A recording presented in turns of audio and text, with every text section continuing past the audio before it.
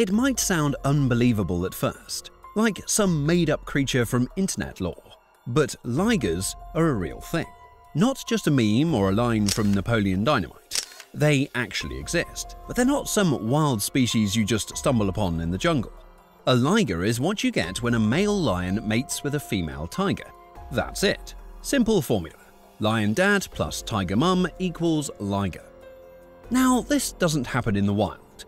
Lions live in Africa and tigers live in Asia. Their territories don't overlap.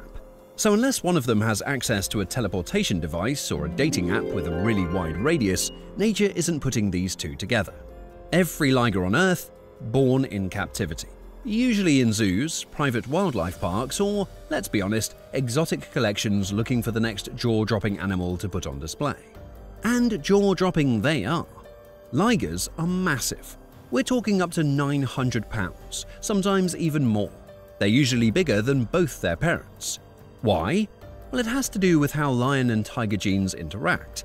Basically, both species have different biological stop-growing switches, and when you mix the two, the brakes kind of don't work. So the liger just keeps growing for longer than usual. It's like giving a house cat a cheat code for size. They look like lions with a little something extra, a sandy-colored coat but with faint tiger-like stripes, and sometimes even spots on the legs like a cub. And behaviorally, they're kind of weird hybrids too. They might be social like lions, but also love water like tigers. You'll often see ligers lounging in a pool like it's a spa day, which would be total blasphemy in lion culture. But here's the catch. Ligers are man-made. They didn't evolve to fill some ecological niche. They exist because humans thought it would be cool. And while it is kind of cool, it also raises a ton of questions. Like, are they healthy? Are they even fertile?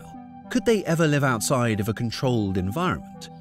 It's one thing to be the biggest cat on the planet. It's another thing entirely to survive without anyone feeding you steak behind a fence. Ligers look like apex predators, and in many ways they are. They've got the claws, the muscle, the jaw strength. On paper, they should be unstoppable. But nature doesn't care about what's on paper. It cares about whether you can hunt, stay cool, find shelter, avoid injury, and keep going day after day. And that's where things get complicated for a liger. First problem, they're huge. Great for intimidation, but not so great for endurance. That massive body burns through energy fast. Running after prey, maybe 1 or 2 short bursts before they overheat or gas out. They'd have the strength to take down big animals, sure, but they'd have to catch them first. And if the hunt fails, which it often does in the wild, that's a ton of wasted effort. The second problem is stealth. Tigers are masters of it. They glide through the forest like shadows. Lions, less sneaky, but they hunt in groups, so they can make up for it with teamwork. A liger doesn't have either advantage. It's too big to disappear into the background, and it's not part of a pride. That means no help, no backup, no one to finish the job if it messes up a pounce. Now let's talk instincts. Hunting isn't just about claws and speed. It's learned behavior. Cubs watch their mothers, copy their moves, and practice on small prey. Ligers raised in captivity never get that experience.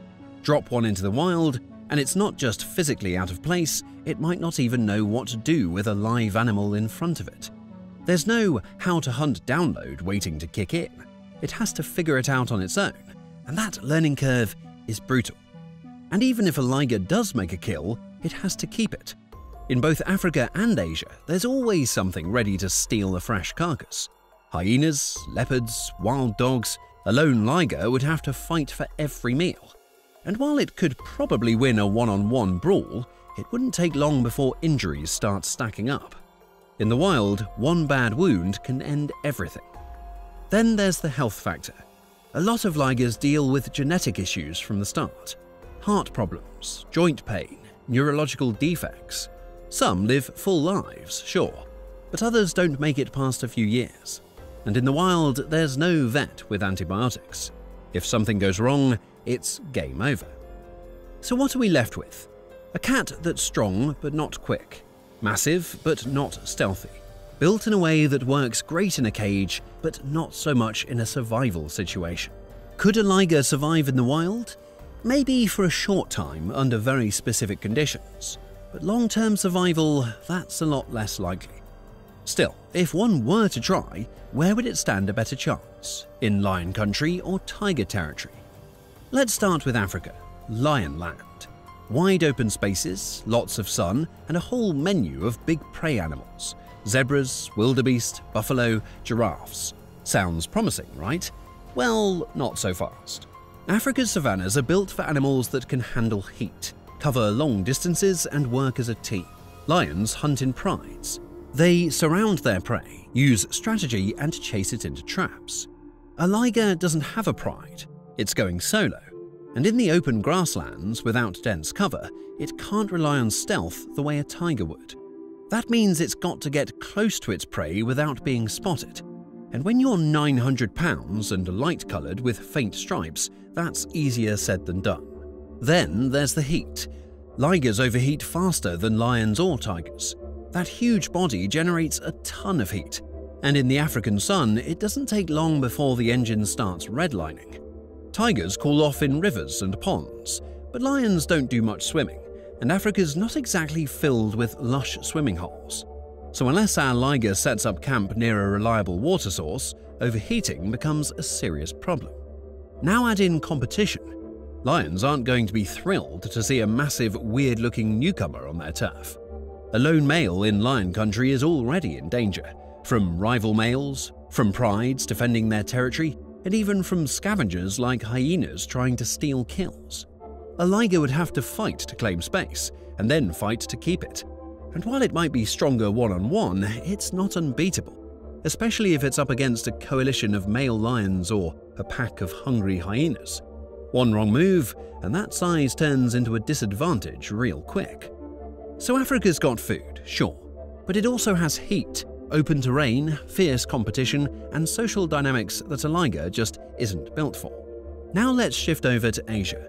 Dense forests, more shade, and predators that mostly live and hunt alone. Already sounding more liger-friendly. In tiger habitats, the forest provides cover. The prey is different. Deer, wild boar, gaur, sometimes even water buffalo.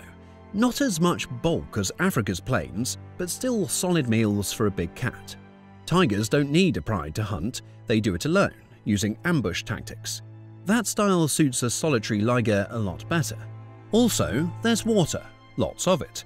Rivers, ponds, marshy spots, and since ligers love swimming, this is where that tiger DNA pays off. It can cool off after a hunt, stay hydrated, and maybe even catch prey near watering holes, just like a tiger would. There's still competition there. Tigers are extremely territorial. A male liger wandering into a tiger's range could spark a nasty fight. But here's the thing. The liger might be so big that the tigers back off, or it might not. Wild tigers don't go down easily, and they've got the home field advantage. But compared to Africa, Asia offers more of what a liger needs. Shade, water, a hunting style it might actually manage, and fewer animals working in packs to chase it off its food. So if we're being honest, tiger territory gives the liger a slightly better shot. It's still not ideal. It's still a gamble. But it's a better match than the open savannas of lion country, where everything about the environment is stacked against a lone hybrid trying to figure things out. Could ligers ever become a real wild species? It's a cool idea, but here's the hard truth. Nature doesn't make that easy, and for ligers, it's almost impossible. The first major roadblock is reproduction. Most male ligers are sterile. They can't produce offspring, plain and simple. That's a common issue in hybrids. When two species that don't usually breed come together, the resulting animal often gets stuck with half-functioning genetics. It's like the machinery's there, but it doesn't run. Female ligers are a different story. They can be fertile. In captivity, some have mated with lions or tigers and had cubs. But even then, those cubs aren't guaranteed to be healthy or fertile themselves. So let's say, hypothetically, we release a few ligers into the wild, males and females, in an area where both lions and tigers are nearby. You'd need a very specific situation where the females could find a fertile mate, probably a tiger or a lion. Then their cubs would be something like 75% one species and 25% the other. And even if that worked, you'd still be dealing with the same fertility problems in each new generation. It's not a clean cycle. That's the second problem. Genetics don't like shortcuts. Real wild species evolve slowly, over thousands of years, through trial and error, natural selection, and adaptation to a specific environment. Ligers skip all of that. They're a one-time genetic mashup with no evolutionary track record, no inherited behaviors that fit the wild, no refined survival traits, just a huge cat with a strange mix of instincts and biology that wasn't built for long-term sustainability. And even if, against all odds, a small population of wild ligers did survive and start reproducing, what exactly would they be? Not lions, not tigers, not even their own stable species, just a bunch of hybrids with inconsistent traits, constant fertility issues, and a shaky future. That's not how wild species form. Evolution doesn't fast-track apex predators. Every predator on Earth, from wolves to leopards, got to the top by earning it through generations of fine-tuned survival. A liger, no matter how powerful it looks, hasn't earned anything, and nature doesn't hand out participation trophies. It's an idea that sounds epic in theory, but in practice it just doesn't hold up. That's all for today. If you enjoyed this video, don't forget to like, subscribe, and share it with your friends. You can also leave a comment with what you would like to see in the following videos. Thanks for watching, see you next time.